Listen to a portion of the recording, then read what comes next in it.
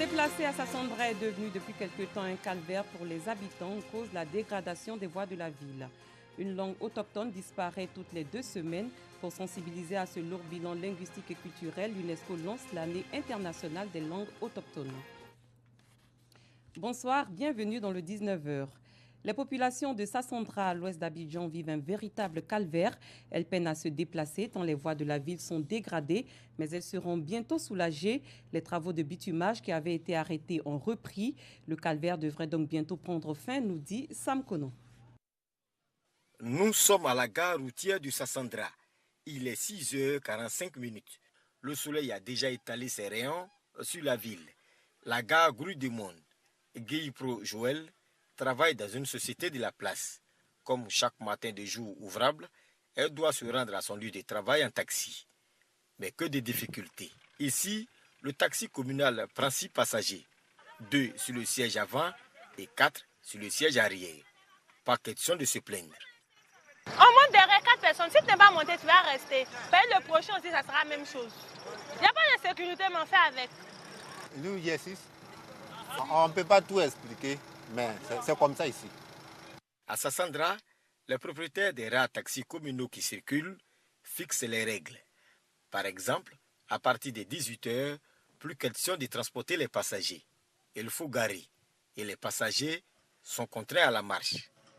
Bon, on commence à 5h, quand nous y vont 18h là, derrière, tout le monde est déjà descendu. D'autres ont obligé de marcher, d'autres aussi. En tout cas, il y a beaucoup de propriétaires de camions aussi. Ils ont besoin de leurs camions à 18h. Nos grands problèmes au niveau des taxis, c'est ça, on n'est pas route. Quand il pleut, on n'est pas route. Donc on est là, on regarde. Certains quartiers comme Camp Fonctionnaire font un peu l'exception. Enfin, jusqu'à 22h. Ah oui, ça nous fatigue. Parce que selon moi, au 17 village, il y a aussi des passagers. Mais ils se disent qu'il n'y a pas trop de passagers comme dans d'autres quartiers. Les travaux de bitumage des voies, démarrés il y a plusieurs mois, ont été arrêtés. Nous avons tenté d'avoir des explications auprès de la société en charge des travaux, mais les responsables ont préféré ne pas se prononcer. Nous avons rencontré le nouveau maire Zie Sangaré sur l'une de ces voies. Interrogé, le maire nous apprend que les travaux ont repris. Nous avons donné 3 mois à la société, 3 mois de délai de travaux. Et je crois que nous sommes en train de le faire. Bientôt, les routes dégradées de Sassandra ne seront que des vieux souvenirs. Et les taxis devront circuler normalement. La Côte d'Ivoire, classée premier producteur de noix de cajou, veut relever le défi de la transformation de cette culture. La coopérative, avec l'appui du Conseil du vivrier et du cajou, sensibilise les acteurs de la filière à ce processus. Kwadio Kwambi. La coopérative, avec conseil d'administration du vivrier et de cajou Kopkavika, mobilise plus de 200 représentants et sensibilise ces acteurs de la filière sur la bonne qualité de la noix de cajou. Il a également été question de faire le bilan des activités de l'année écoulée afin de mieux aborder l'année suivante. Nous sommes réunis pour parler de la qualité et du mode de financement que nous comptons mettre à leur disposition. Nous voudrions vraiment faire un objectif de 50 000 tonnes pour la campagne 2019. Le secrétaire général de la coopérative a fait le point financier avant de se prononcer sur la conduite à tenir pour l'obtention d'un prêt pour la collecte de la noix de cajou. Des producteurs ont tenu à rassurer les responsables de la coopérative au sujet de la collecte d'une production de qualité. Les parents ont du mal à livrer leurs produits. Donc nous sommes là aujourd'hui pour une sensibilisation. Les prix qu'ils nous ont dit, prix 500, c'était respecté. La COP Kavika revendique 4500 producteurs et compte approvisionner le marché extérieur à hauteur de 50 000 tonnes de cajou de bonne qualité. Quelles sont les aptitudes à avoir pour opérer dans le secteur de la petite mine? Une quinzaine de jeunes sont instruits sur cette question. La formation dure 11 jours. La phase projet du chantier école dans le secteur de la petite mine a été lancée récemment à Bozi, dans le département de Boisflé, par le ministre des Mines et de la Géologie, Jean-Claude Kwasi. Djeneba Ouattara, Kader Sogodougou. Appauvrissement des sols, végétation saccagée, difficultés pour pratiquer l'agriculture, insécurité, prostitution et pollution de cours d'eau par l'utilisation de substances nocives. Ce sont, entre autres, quelques maux dont souffre le secteur de la mine du fait de l'orpaillage clandestin dans les zones aurifères du pays, malgré la création de brigades de répression des infractions au code minier. Pour assainir le milieu en vue d'une exploitation légale, le gouvernement a décidé de mettre en place des chantiers écoles dans le pays. Site choisi pour abriter la première phase pilote, Bozi, localité du département de Bouaflé. Le ministre Jean-Claude Kouassi a procédé au lancement officiel du projet chantier école. Dispenser une formation initiale et qualifiante aux jeunes Ivoiriens, de les doter du savoir-faire et des qualifications professionnelles nécessaires pour opérer le secteur de la petite mine, promouvoir l'entrepreneuriat et développer la culture d'entreprise. Jean-Claude Kouassi s'est ensuite rendu sur le site de Bozi pour s'assurer de la bonne tenue de la formation des 15 impétrants et du dispositif mis en place.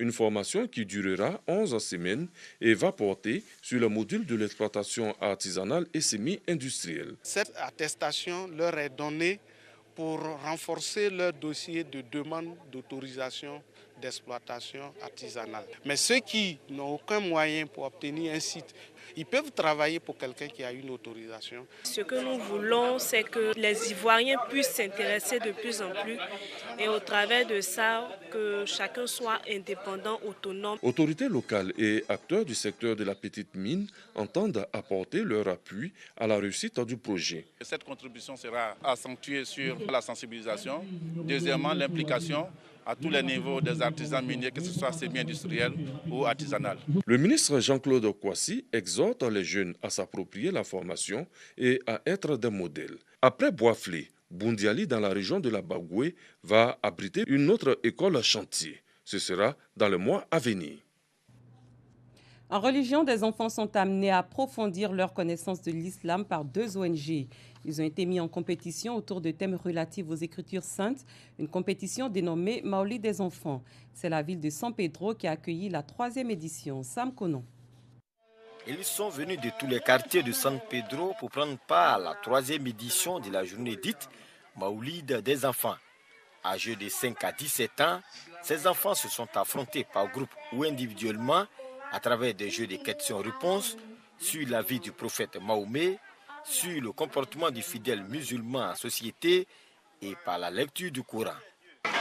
Où le prophète est-il décédé? Le prophète Mohammed sallallahu alayhi wa sallam est décédé à la Mecque. Coran, Sourate 5, verset 3. À l'âge de 63 ans, le prophète fut rappelé auprès d'Allah, le Très-Haut. Les parents venus nombreux ont encouragé les enfants à poursuivre sur cette lancée. Des innovations ont été apportées au cours de cette édition. Dans la religion musulmane, il n'y a pas de fête spéciale pour les enfants. Il n'y en a pas. C'est-à-dire que le champ est ouvert, la porte est ouverte. En tout cas, on peut le faire, mais ce n'est pas institutionnalisé. Donc, nous voulons institutionnaliser cette manifestation. Avant de poursuivre, sachez que la Côte d'Ivoire accepte d'abriter la CAN 2023. Le pays donne également son accord pour l'organisation de celle de 2021 au Cameroun. Le Cameroun, où l'opposant Maurice Kamto et plusieurs cadres du mouvement pour la renaissance du Cameroun, MRC, arrêtés hier soir à Douala, ont été transférés à Yaoundé. Le flou persiste toujours sur le lieu de leur détention et les charges qui pèsent contre eux.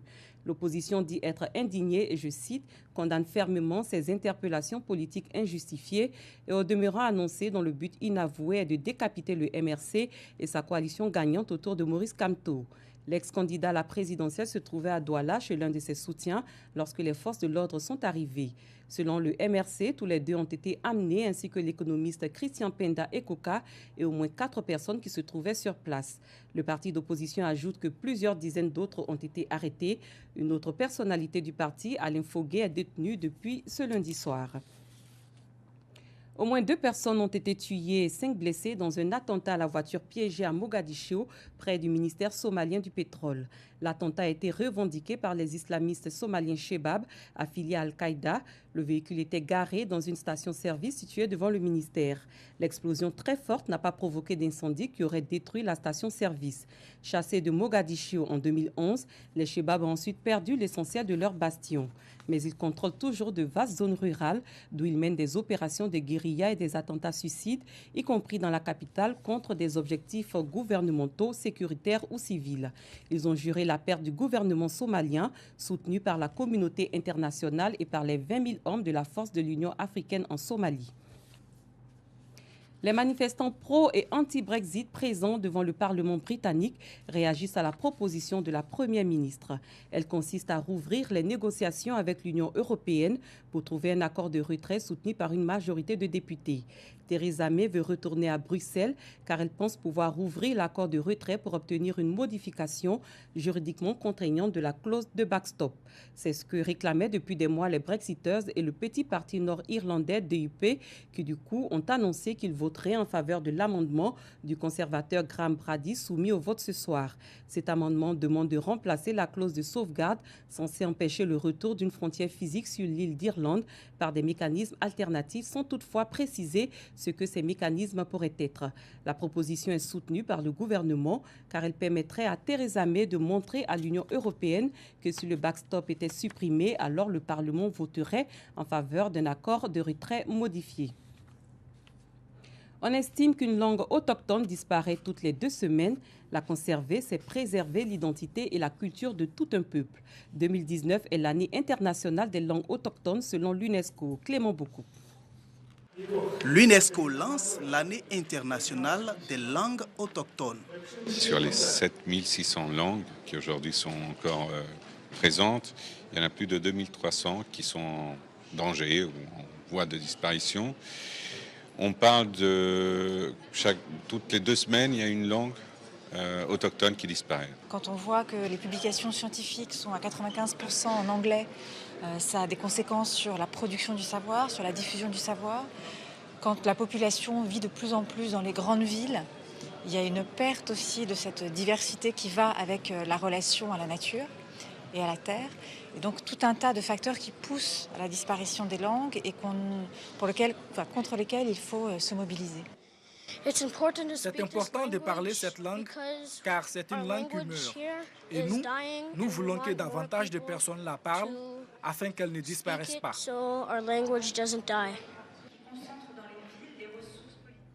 Avant de nous séparer, je rappelle que la Côte d'Ivoire accepte d'abriter la CAN 2023. Le pays donne également son accord pour l'organisation de celle de 2021 au Cameroun. C'est la fin de cette édition. Merci de votre aimable attention. Les programmes se poursuivent sur RTI2. Très bonne soirée. À très bientôt.